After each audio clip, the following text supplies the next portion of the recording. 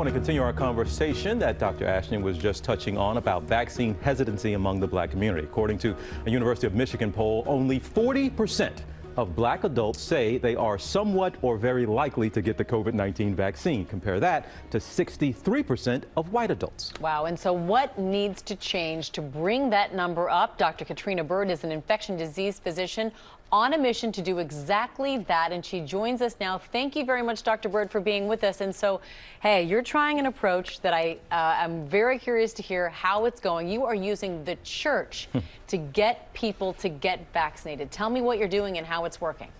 Yeah, so as an infectious disease specialist, I've seen COVID-19 firsthand, and it's devastating. So witnessing this, I really wanted to do something about it to prevent disease. So with the support of the Lifespan COVID-19 Clinical Trials Group, I have been reaching directly out to the local churches in my community to basically provide accurate information and to answer any questions about the vaccine and its development. And from there, I've had opportunities to talk to the local Black and African American community groups as well as online. And man, we talk about, during this pandemic, we heard Tuskegee come up several times, but the numbers we just showed about the African American community being a little hesitant maybe to take it, there's some historical context why that's important to continue to bring up, but also why do you think, explain why the church is a good place to get that message out, the black church? Yes, so to bring Tuskegee into the picture briefly, this was a study that was started in the 1930s, and specifically it enrolled black men with syphilis. And the purpose of the study was just to observe syphilis when left untreated, even when treatment became available.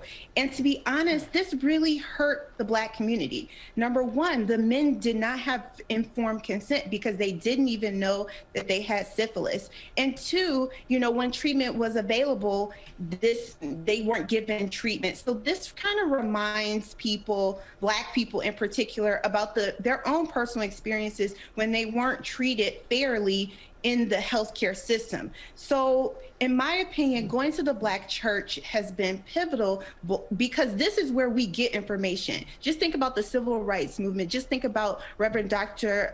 Martin Luther King. This is where he started his ministry and got good, accurate information. So I felt that this was a good place that I can start. Dr. Byrd, you are an infectious disease expert. You said you have seen firsthand how devastating this COVID-19 illness is. What do you say then to people when you're talking to them who are adamant that they don't want to get this vaccine? Well, the first thing is I acknowledge their opinion and I acknowledge the mistrust.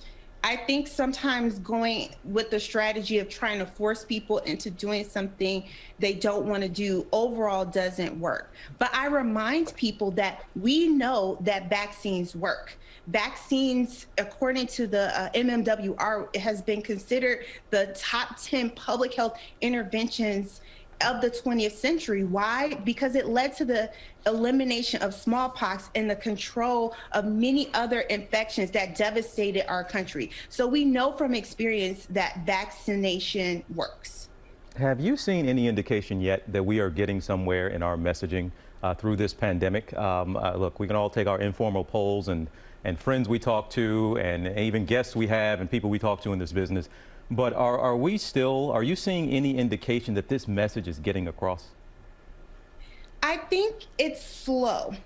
So unfortunately, we're still battling an active pandemic. But from what I have seen personally, let me just say, when I first set out to do this mission, every single person told me they weren't getting the vaccine without hesitation. Now I'm slowly seeing that change. I think it's just going to be a persistent battle as we get Americans more access to the vaccination. Well, Dr. Byrd, like you said, maybe slowly but surely, but you've been a part of that messaging and made it your responsibility, your duty, your mission to get that message out. So we appreciate your work and we appreciate you being here. I think you're a first timer here with GMA 3. So you can come back anytime. We consider you now a friend of the show. All right, Dr. Byrd, we'll see you again. Thank you so much. All right. Well, hey there, GMA fans. Robin Roberts here. Thanks for checking out our YouTube channel. Lots of great stuff here. So go on, click the subscribe button right over here to get more of awesome videos and content from GMA every day, anytime. We thank you for watching, and we'll see you in the morning on GMA.